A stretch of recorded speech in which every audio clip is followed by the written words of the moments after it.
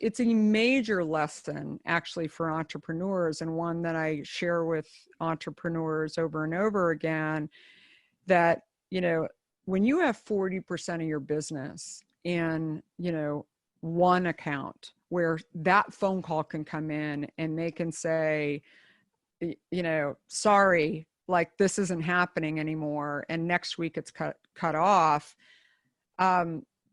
You're vulnerable, right? You're really vulnerable.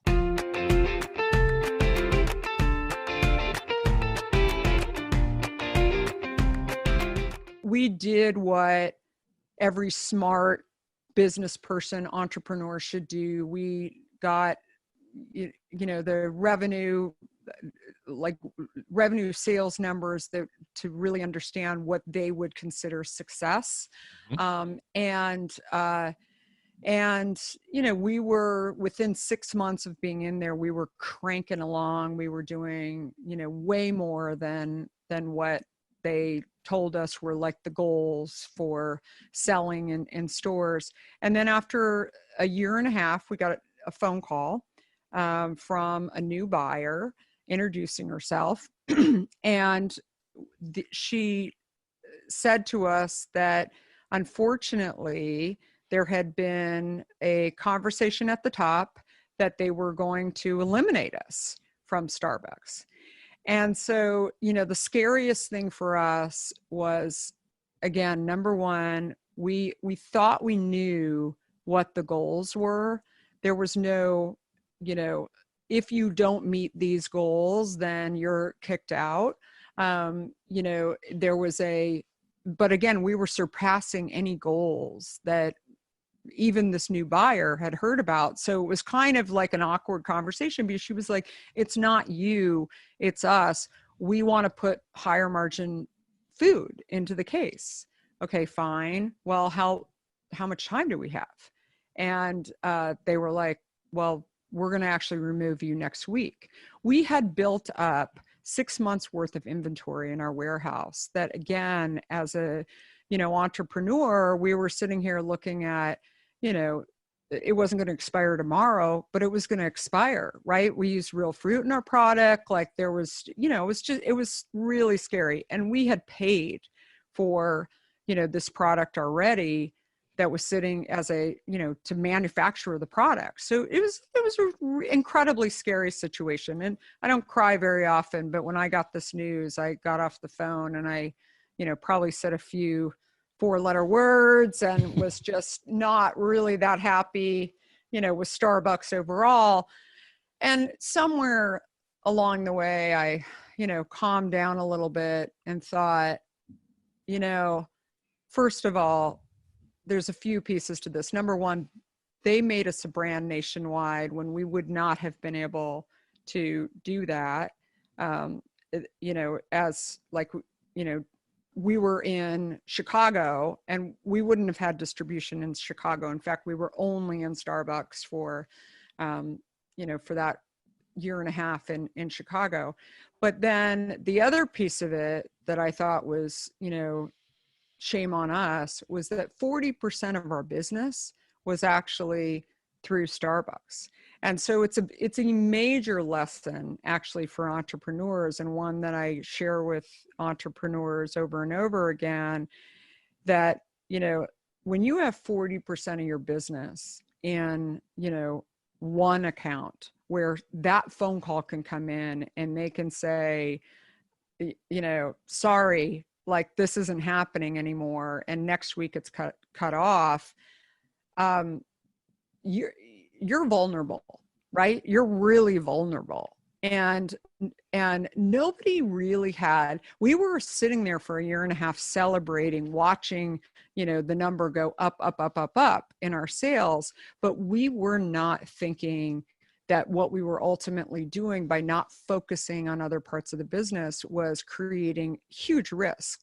And there's so many stories like this out there. I mean, I know the guys at Method soaps, I mean, they've since sold it, but same issue happened to them when they were looking at going public and years ago inside of Target.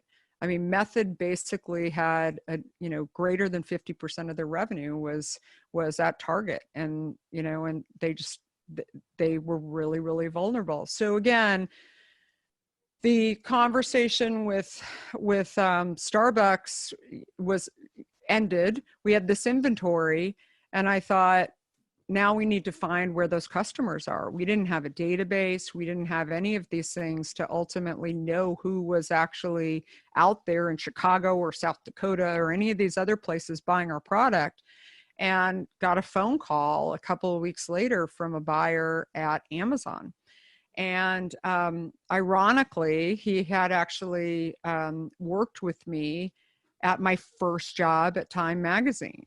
And anyway, he said, you know, I'm running this business in Amazon. We're trying to launch this grocery business, and eventually we're going to do a subscription business, and didn't really get into the details. But he said, I buy your product all the time at Starbucks, and, you know, I'm up here now in Seattle, and, you know, I see it all the time.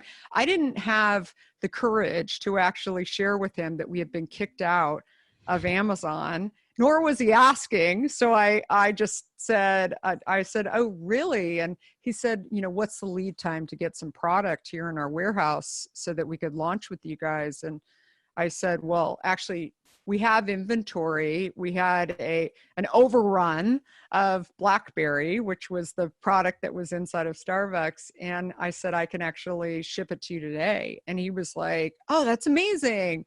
Like, and so, you know, again, it wasn't as much product as we had in inventory initially. But the big lesson that I think people should take from that is that I always say, like, it's inevitable that bad stuff will happen to you, or stuff that you didn't predict, right? And I think that for me, Starbucks was one where I do still believe, like, having a goal and, you know, watching that goal, I think, is always important.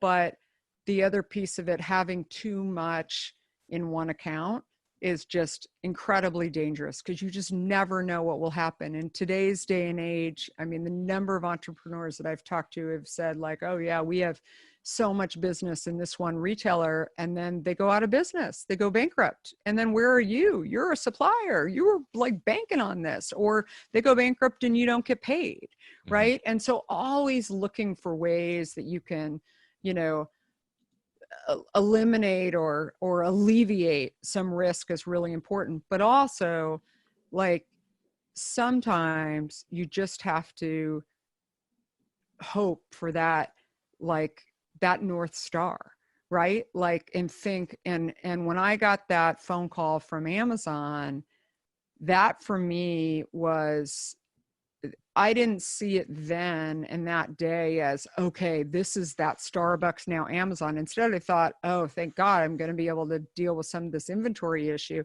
But now, like, if we wouldn't have been in Starbucks, then would that Amazon buyer have reached out to me, right? He saw it. He specifically said that he saw it in Starbucks. And, you know, also just, like, I think it's your journey, right? And I think that all of these dots connect. We can't redo what's happened to us in life, right? We can't redo business, right? We can't sit here and say, I wish I never would have dealt with that person or that company. But I think, like, the important thing that, and sometimes it takes a few days to kind of get yourself straightened out a little bit, you know, when you come out of things that really make you frustrated, angry, sad, whatever.